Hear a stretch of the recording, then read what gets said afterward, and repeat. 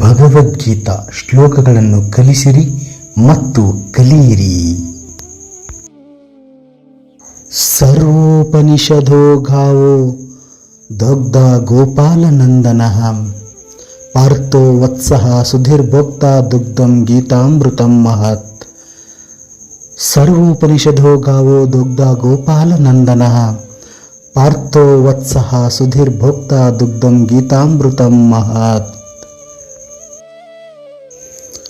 ಭಗವದ್ಗೀತೆಯು ಗೀತೋಪನಿಷತ್ತು, ಉಪನಿಷತ್ತುಗಳ ಸಾರ. ಅದು ಗೋವಿನಂತಿದೆ.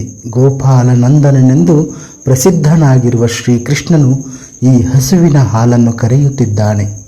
ಅರ್ಜುನನು ಕರುವಿನಂತಿದ್ದಾನೆ. ಎಲ್ಲ ವಿದ್ವಾಂಸರು ಪರಿಶುದ್ಧ ಭಕ್ತರು ಭಗವದ್ಗೀತೆಯ ಹಾಲಿನ ಅಮೃತವನ್ನು ಕುಡಿಯುತ್ತಿದ್ದಾರೆ. ಅಧ್ಯಾಯ 1.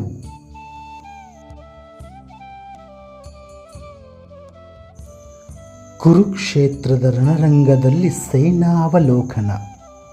ಕುರುಕ್ಷೇತ್ರದ ರಣರಂಗದಲ್ಲಿ ಸೈನಾವಲೋಕನ.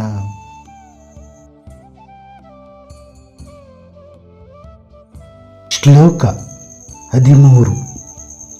ಶ್ಲೋಕ 13. ತತಃ ಶಂಖಶ್ಚ ಬೇರ್ಯಶ್ಚ ಪನವಾನಕ ಗೋಮುಖ ಸಹಸೈವ್ಯಾಭ್ಯ ಹನ್ಯಂತ ಸ ಶಬ್ದಸ್ತು ಮುಲೋಭವತ್.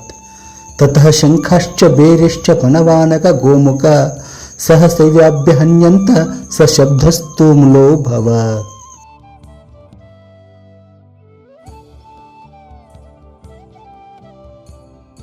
ದ್ರೋಣಾಚಾರ್ಯರು ಶಂಖವನ್ನು ಓದಿದ ನಂತರ ಶಂಖಗಳು, ಭೇರಿಗಳು, ಡೋಲು, ತಮಟೆ, ಗೋಮುಖ ಮೊದಲಾದ ವಾದ್ಯಗಳು ಇದ್ದಕ್ಕಿದ್ದಂತೆ ಒಟ್ಟಿಗೆ ಮೊಳಗಿದವು. ಆ ಶಬ್ದವು ರಣಶಬ್ದವು ಭೀಷಣವಾಗಿತ್ತು.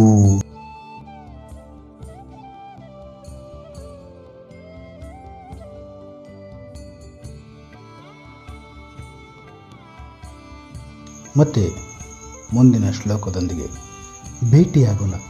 ಧನ್ಯವಾದಗಳು. ನಮಸ್ಕಾರ.